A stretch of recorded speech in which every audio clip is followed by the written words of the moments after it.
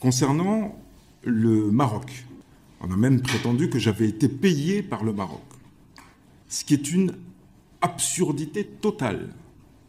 Le Maroc ne m'a jamais donné un seul centime pour dire quoi que ce soit. Il le promet en commission parlementaire sur les ingérences étrangères. Rachid Barki, ex-journaliste de BFM TV, assure ne jamais avoir touché d'argent du Maroc pour diffuser des informations.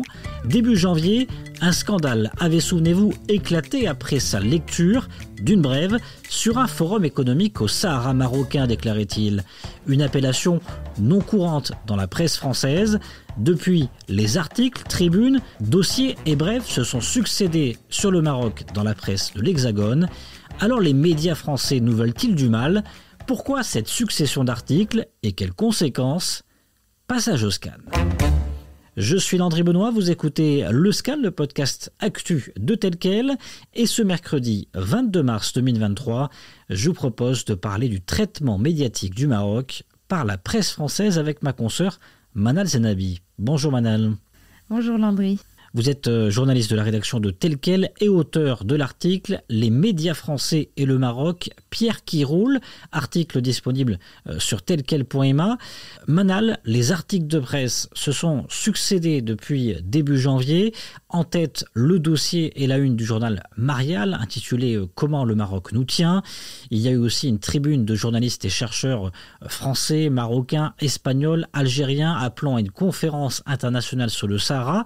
Et puis, une information du Figaro, passée un petit peu inaperçue, annonçant de supposés mandats d'arrêt lancés contre plusieurs responsables marocains, qui a été ensuite démenti. C'était en marge de l'enquête belge sur le scandale de corruption au Parlement européen.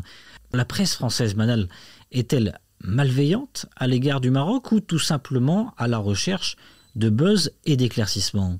Je ne sais pas si on peut dire qu'elle est malveillante, mais en tout cas, les médias français sont à la recherche du buzz.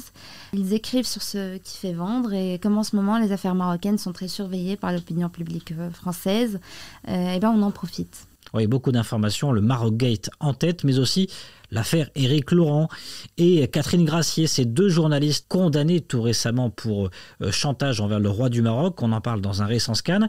Mais il y a aussi l'affaire Sanlam Jared, ou encore au volet politique et diplomatique, la déclaration d'Emmanuel Macron sur son amitié au roi lors de la présentation de la nouvelle diplomatie française en Afrique, propos qui ont été condamnés justement dans un média français, le média Jeune Afrique.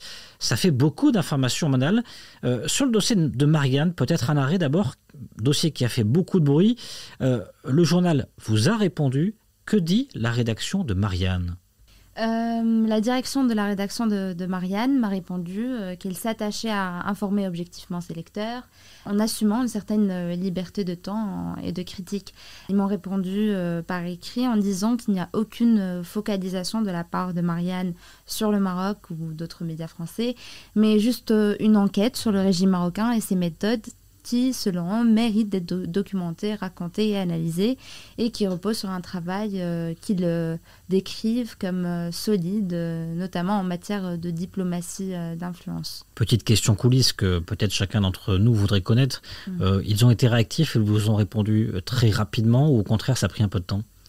Alors, au départ, je les ai contactés par téléphone, le numéro de téléphone de la rédaction. Je n'ai pas eu de réponse. Et du coup, j'ai contacté la direction de la rédaction par mail. Et effectivement, ils m'ont répondu assez rapidement. Manal, autre élément qui a fait beaucoup réagir, ici au Maroc, c'est une tribune du journal Le Monde intitulée Sahara occidental, le règlement du conflit doit désormais être pensé dans le cadre d'une conférence internationale. C'était le 16 février dernier. Côté presse française, est-on dans son rôle en publiant une tribune comme celle-ci ? En ce qui concerne cette tribune, il faut souligner que cela révèle du rôle de la presse de proposer, de susciter le débat à travers des écrits comme celui-ci, mais cela peut refléter un parti pris ou une position éditoriale. C'est ce qui explique la colère de certains politiques ou de certains observateurs marocains contre ce genre de tribune. Et cela peut s'expliquer par le fait que la question du Sahara, notamment dans ce cas-là, elle est très sensible pour la plupart des Marocains. Et on rappelle également un article du Monde quelques jours auparavant qui avait également été vivement critiqué sur les réseaux sociaux Article du 23 janvier. Au Front Polisario, la pression monte pour intensifier la guerre contre le Maroc, c'est son titre. Un représentant du Front Polisario appelé notamment à commettre des attaques terroristes au Royaume, ce qui avait fait grincer des dents des observateurs, notamment sur l'acceptabilité de cette prise de parole. Alors justement, du côté marocain, plusieurs observateurs ou acteurs montent au créneau depuis le début de l'année pour condamner ces articles de la presse française. On y parle tantôt de parti pris, de raccourcis ou d'inexactitudes. Qui sont-ils, Manal ? Effectivement, il y a eu plusieurs réactions d'observateurs dans un politique marocain qui ont exprimé leur mécontentement envers la presse française ces derniers mois. Le président de la commission parlementaire mixte Maroc-Union européenne, Hassan Haddad, qui est aussi un ancien ministre au Maroc, a critiqué dans une tribune publiée dans le site d'information le 360 la partialité des médias français dans leur traitement des affaires marocaines. On a vu aussi les tweets de Samir Bnis, qui est fondateur du site d'information anglophone Morocco World News, qui a également dénoncé sur Twitter la presse française en l'accusant de relayer les thèses des adversaires du Maroc.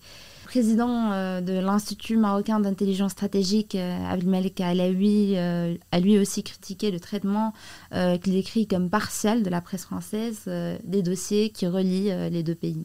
Et du côté français, vous avez interrogé l'historien spécialiste du Maghreb, Pierre Vermeuren, sur ce sujet.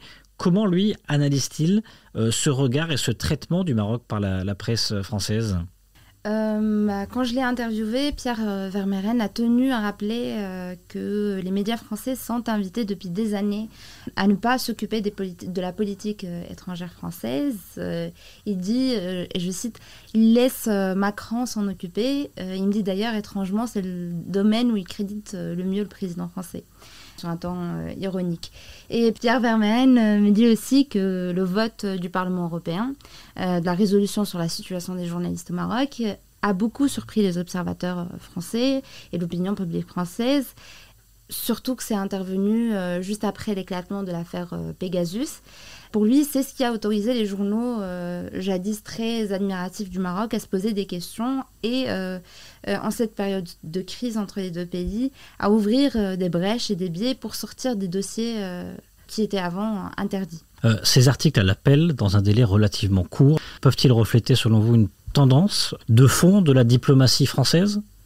Il est difficile de dire si ces articles reflètent effectivement une tendance de fond de la diplomatie française. Cependant, ce qui est clair, c'est que la France et le Maroc entretiennent des relations très compliquées en ce moment. Et c'est ce qui pourrait expliquer en partie la couverture médiatique de plus en plus critique des médias français des affaires marocaines. Merci Manal Zenebi. Alors effectivement, pouvoir politique et journalisme ont toujours entretenu des liens et il arrive parfois que des appels de ministères ou de hauts responsables parviennent à la presse pour faire passer un message à un État. C'est le cas de tous les États. Et au milieu, il y a l'influence. Je vous invite à écouter l'épisode du Scan, Rachid Barki ou le scandale Story Killers, où je parle notamment d'influence avec une experte sur la question. Depuis, cet ancien journaliste de BFM TV, licencié en février, est au cœur d'une enquête sur une supposée influence d'État. Vous l'avez entendu au début de cet épisode, il affirme ne jamais avoir touché le moindre centime d'un État. Mais ce qui l'a particulièrement attristé lors de la sortie de cette affaire et le traitement par la presse française de cette affaire, eh bien, il l'a déclaré devant la commission parlementaire ce jour même, ce mercredi 22 mars, c'est la mention de son origine. On l'écoute. Dès lors que le sujet du Maroc et de mon expression Sahara marocain a pris l'ampleur qu'on a connue, je suis soudainement, comme par enchantement, devenu journaliste franco-marocain. Avant cela, personne n'avait fait référence à mes origines dans la presse. D'ailleurs, il y a même des gens qui se demandaient de quelle origine j'étais. Et moi-même, jamais je n'ai mis en avant mes origines marocaines. Jamais.